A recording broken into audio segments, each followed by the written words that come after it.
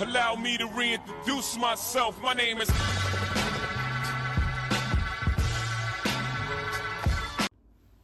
Hey everybody, thank you for tuning in to another episode of The Tea with Dr. T. So today I wanted to talk a little bit about what I do. I get a lot of questions like, what do you do? What do you do every day? What's your full-time job? What's your side hustle? I thought everybody knew what I did, but my aunt actually told me that she's been telling people that I work for the mayor. I haven't worked for the mayor since 2019. I did love working for Mayor Andrew Ginther, though. Shout out to the mayor.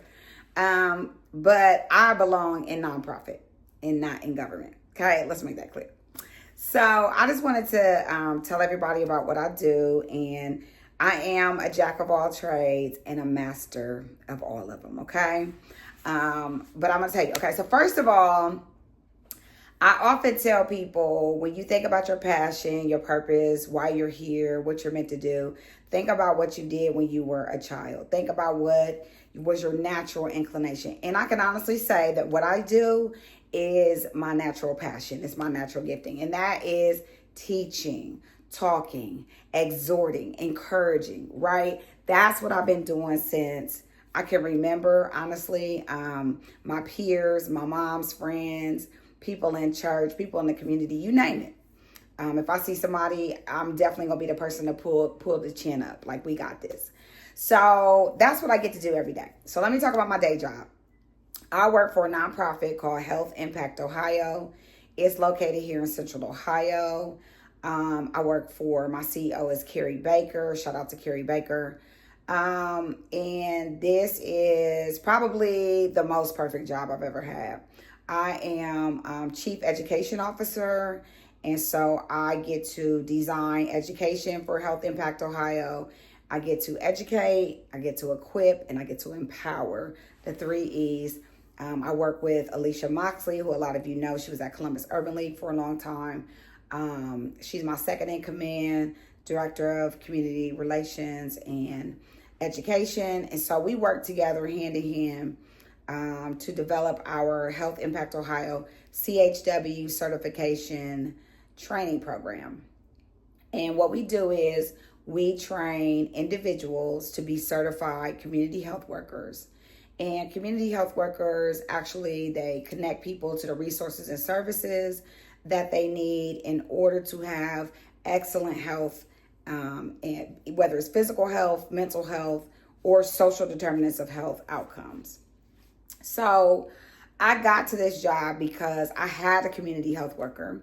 Shout out to Shantae Beckford. She was my community health worker almost 20 years ago. Can you believe it, Shantae? I was pregnant with Makai and Kiara, my twins, who most of y'all know. And I was an older pregnant woman. I was having a geriatric pregnancy. I think I was only 30 something, but at the time, that was old at the time. And Shantae came up to me at church and was like, I'm going to be a community health worker. I didn't know what that was, but I pretty much signed up for whatever. I'm an Aries. So I was like, cool, let's go. And I actually ended up in a program called Caring for Two. And most of you know my story, so I'll save that for another TED Talk or another podcast. But long story short, I needed a community health worker. I needed a nurse that came out to my house. Both of them were instrumental in helping us have positive outcomes, which is Makai and Kiara. Were born at 2 pounds, 3 ounces at 26 weeks gestation, but they did make it.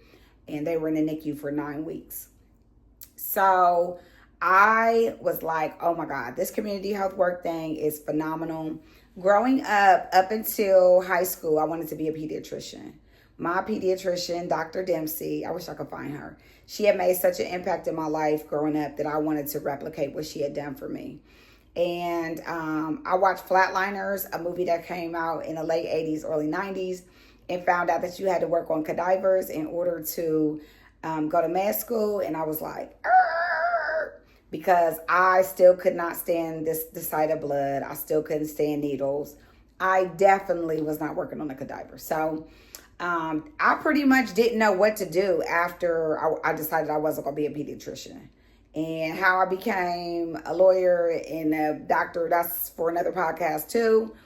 But long story short, when I found my health career, I couldn't pass the bar exam. So I had been to law school.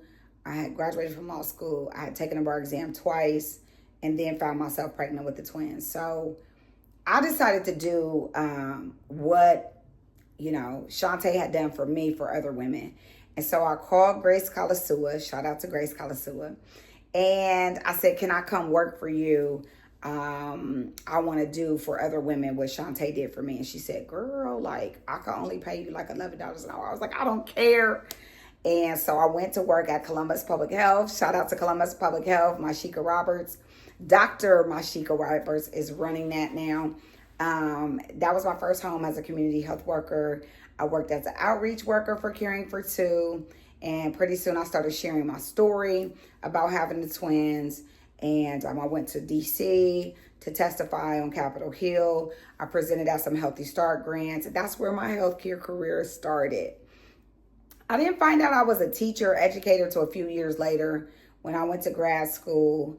And I got a GRE, like a graduate teaching or graduate research assistant position. And I had to teach a class. And the first day I got up in front of that class to teach, I was like, wow, right? So this is the merger of me as a CHW and me as an educator with my position as Chief Education Officer. Yes, that's it. Doesn't flow off the tongue, believe me. So I work at Health Impact Ohio, Chief Education Officer.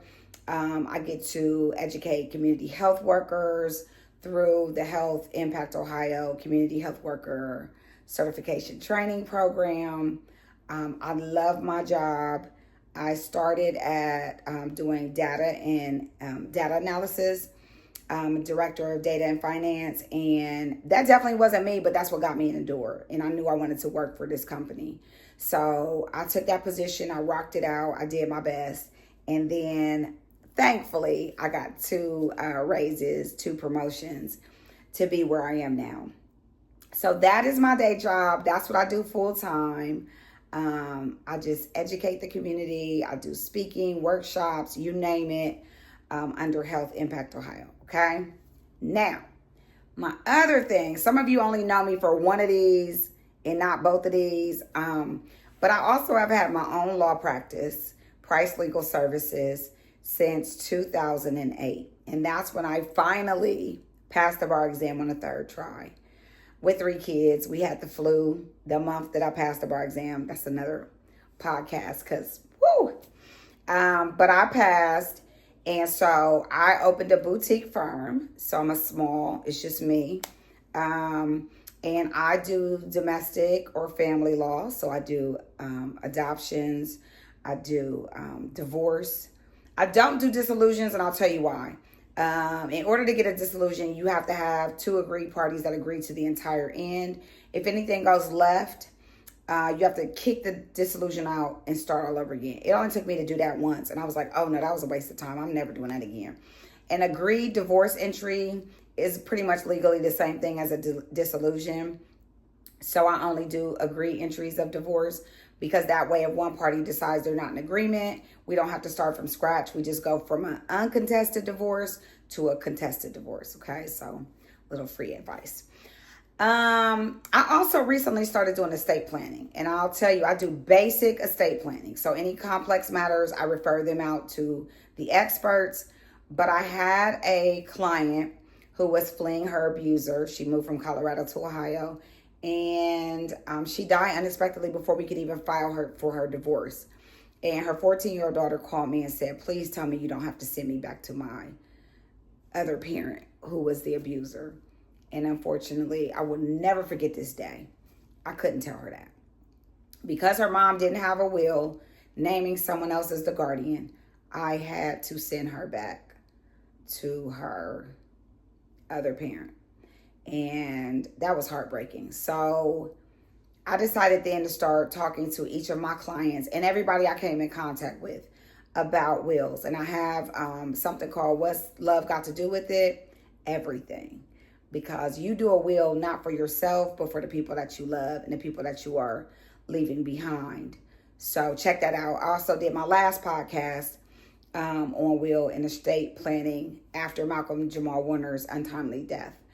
So I do love serving my clients, and shout out to all my previous clients. Y'all know I love y'all. I love my clients. I don't love going into the judicial system because I can have the same divorce twice in front of the same judge and have a different outcome. I don't like that.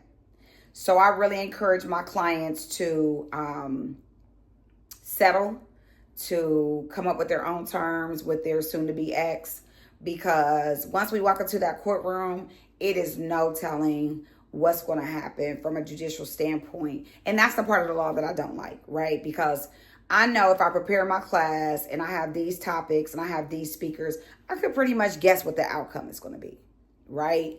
I can't say that on the judicial side. I could say, I think we're going to get a divorce today. You never know what might happen when we walk in there.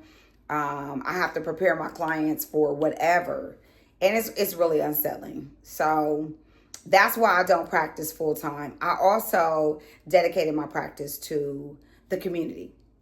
Okay. And I'll talk about that in another podcast. But part of that is that I charge very low rates as an attorney.